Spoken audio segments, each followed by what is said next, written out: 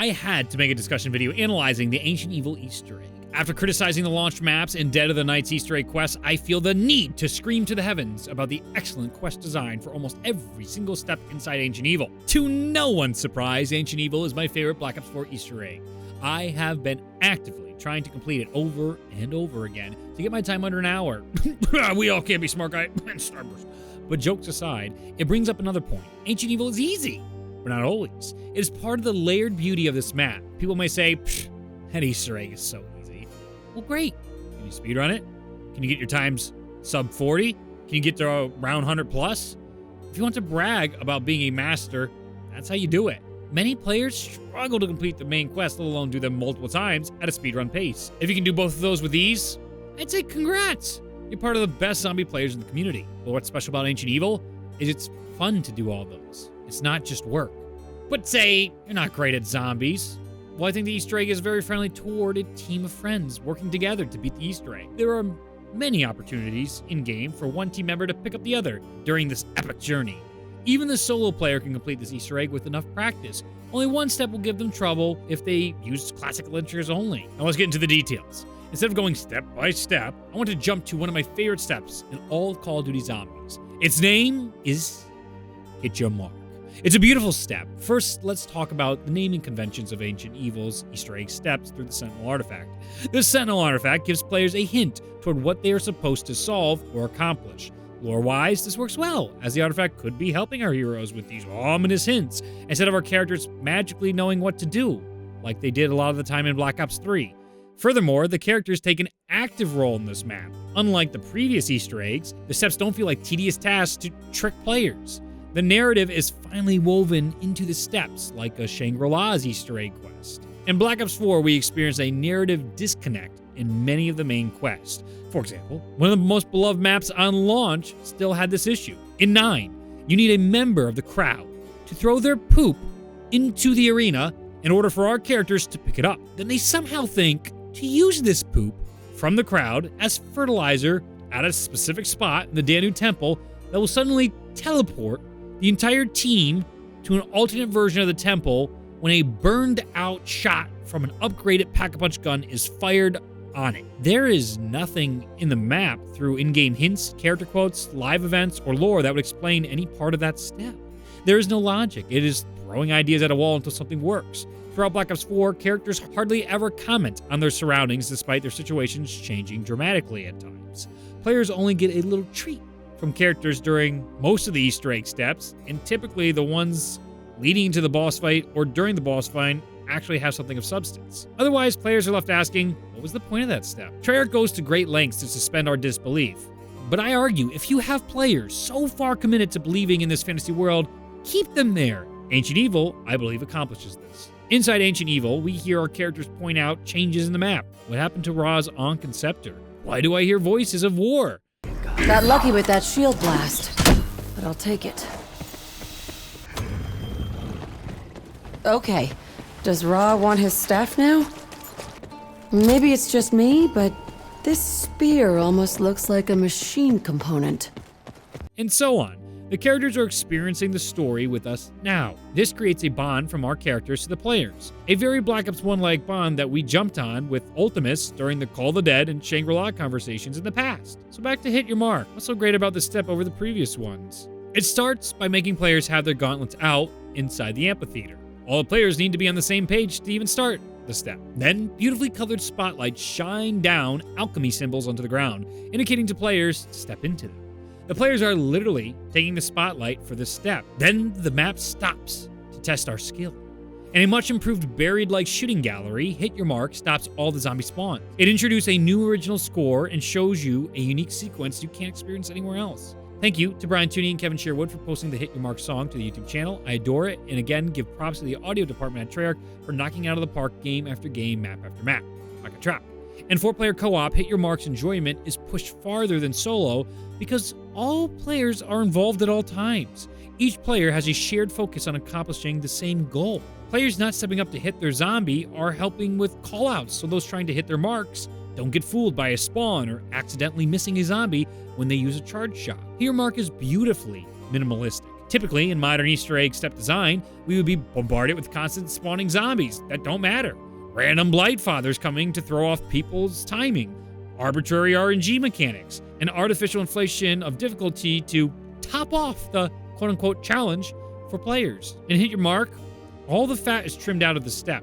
You either hit all the targets or you don't. No BS. Visually, players are rewarded with rose petals shooting into the air with each success. The biggest spotlight of all now shines on Hell's darkest corner.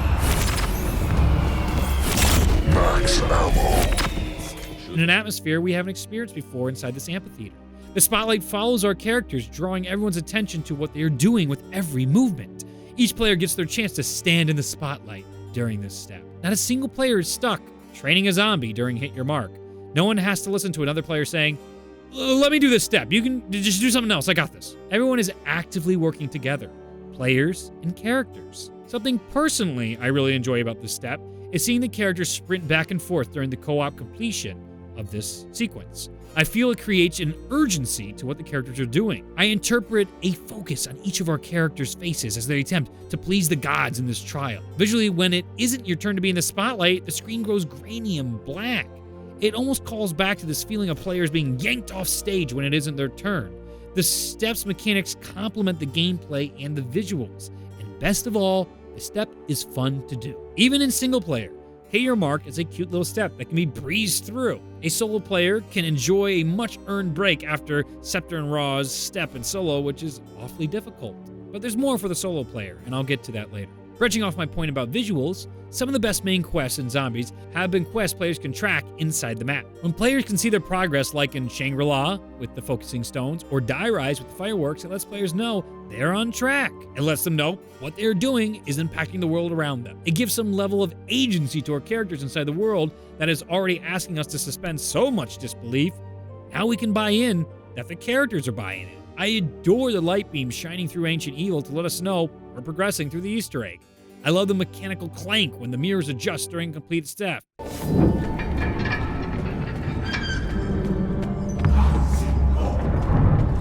Just like how a firework would shoot off in Die Rise. It motivates the player to keep going and rewards them for figuring out a step. Looking over the other steps, I find myself celebrating the integration of logic and lore into each step. That thought process has seemed to have been lost since Black Ops 3, especially in the Revelations Easter egg. Almost nothing made any narrative sense to why our characters would do some of the things they did and why that process would yield the result we receive inside Revelations.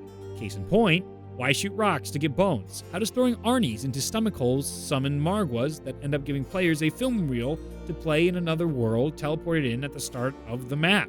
How do the characters make sense of any of this, let alone the players? Why would a film reel and then a Margwas shot bring Sophia into this reality? Why do our characters even know to shoot their graves outside the map at the start of the quest, and why don't they comment about it? No audio commentary, no explanations from Dr. Monty or the Shadow Man relating to the quest, no reason for anything that happens in the Easter egg in respect to the in-game character logic and lore is accomplished inside Revelations, by and large. But in contrast, as soon as we load into Ancient Evil, we have our guide, Oracle, a hidden villain who has been stringing us along through all the previous trials. But now that we are close to freeing her, she is really motivating the crew to complete the main quest. Freeing her aligns with the character's motivations to free Alistair Rhodes. Logic and lore are taken into account for Ancient Evil. Oracle asks you to pay tribute to Apollo and reignite his internal flame after you activate the Sentinel artifact. Each step builds with this formula of a solid Sentinel hint in your HUD, a solid hint from our characters observing the changes in the world around them, Oracle expanding on their observations or questions, and finally, the mechanics of the puzzle found by the characters help to further suggest how players can solve the puzzle in order to progress. Then, it is a rinse and repeat cycle of joy, besides maybe two little steps. It seems Treyarch can't help themselves with steps that come out of nowhere. When Pegasus summons the ballista out of the River of Sorrow, the team needs a trigger to fire the ballista. This stumped many teams on launch day for hours, because there was no logic to the step. After hours of trial and error, players found the trick to the step was running an internal flamed arrow through its snake trap, causing it to turn green from the venom. And then hitting the ballista with a poison-tipped arrow would then finally cause the ballista arrow to fire from the ballista summoned by Pegasus. That makes no real sense in the context of the game, but We do get a sarcastic quote from Shaw saying, "I'm sure finding a trigger will be easy." Potentially, this was Treyarch's tongue-in-cheek way to say, good luck figuring this crap out. Players have every right to say, why wouldn't bullets, a Bowie knife, a normal spear, or any of the zillion other weapons at my disposal work to cut the rope to launch the arrow? I agree. Makes no sense, unless you want to make a magical ballista summoned by Pegasus that can only be fired with snake venom, then fine. I guess that makes sense, but not like the logic of all the other steps inside Ancient Evil. This solution comes out of nowhere inside the character's perspective. Next, you might think I would criticize the sundial step, but I found that step to be extremely simple. But more importantly, I found it didn't alienate players like I thought it did originally. Initially, I thought you had to press a button at the right time 3 separate occasions in order to succeed. Well, you do. But you can interact anywhere on the sundial. This is a big deal because it allows players to take care of the step without slowing down the game, or needing a train, or punching a teammate with holding a zombie. I think sundial is fine. You can just train zombies while doing it. What I find to be extremely hit or miss is Scepter. This is the only step going out of its way to say, screw you. It floods the game with zombies, even if you wait it till the last one was alive and around. It gives players little to no time, depending on how large your team is, to stop the skeletons who spawn into the map in order to block Raw's laser. It goes on to spawn a boss zombie halfway through, just in case things were going a little too well for you and your crew, to have it stand in the way of the laser or attempt to two-hit down you while you're trying to manage all the chaos. Oh, and it also takes away one of your gauntlets during this entire sequence. On solo, Scepter strips you down to 1 weapon because there is no time to grab anything else. For this step, especially in solo, there's only one way to play it. You must use 2 Pegasus strikes. You must stand in specific locations to see both skeleton spawns. You must prioritize things like killing the boss zombies in the same way you play every time. Hit Your Mark contrasts this game development choice. It allows the solo player to choose their experience. There are 4 different gauntlets you can choose from. You can choose how hard you want to make this step. Easiest is with Chimera, and hardest with Gaia. You can change your approach, which will not only change your strategy, but your visual experience. Gaia requires players to line up straight shots in order to hit their zombies that are on the ground in one go, while the Wind Gauntlet makes players hold a blast and run through the Colosseum and so on for the last 2. Each gauntlet has its own flavor, allowing players to have new experiences when they come back and try the quest again. The Scepter step restricts a player in a way that can border on frustrating, almost to the point of wanting to quit. Unlike other steps, like Stare the Dead in Their Eyes, Scepter doesn't allow for a quick recovery or reset. If you miss your 4 shots and Stare the Dead in Their Eyes, they allow you to shoot another charge shot, pick up where you left off. Scepter doesn't give players that opportunity. Thankfully, it does give you full ammo on the gauntlet in case you're in a tough situation, but really punishes the solo player. I would even offer potentially it's purposely made this way to contrast the other steps inside Ancient Evil. But that one step really sticks out to me after 3 completions. My many failures and many streams watched, Scepter seems like the one that needs the most improvement. Although logic and lore are still strong with this step, despite the frustration. Characters comment about Ra missing his scepter and Ankh. Handing them to Ra helps reveal 2 decapitated women who we know to be the sisters of Medusa, foreshadowing Oracle's true identity. The whole step keeps players locked into the journey. Lore-wise, it's awesome. In addition to the lore and logic, I especially loved the doorstep after the Hit Your Mark sequence that gives value to players who worked hard enough to get the ending in 9, or rewards players for their awareness and watching the intro cutscene to Ancient Evil. If you completed the Easter egg in 9 or paid attention in the cutscene, you know the code to input the door. And if you don't, Treyarch doesn't say, screw you. Instead, players can brute force it by trying way too many combinations, but it still allows for those out of touch with the storyline to have a solid chance at figuring out the step, while those who are in touch are rewarded for their focus and care.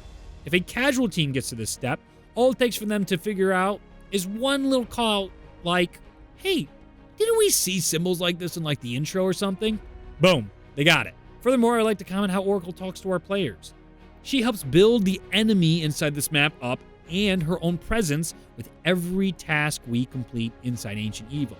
Yes, it is Origin Samantha on a whole new level if you never pick up the gauntlet. But Her game mechanics build a bond between players and Oracle, which complements how the story progresses. It was the least I could do for you. She calls you her champions. She opens doors you can't afford, revives players when they're down, will give you back lost perks when revived. She will fill your ammos and reserves when you run low.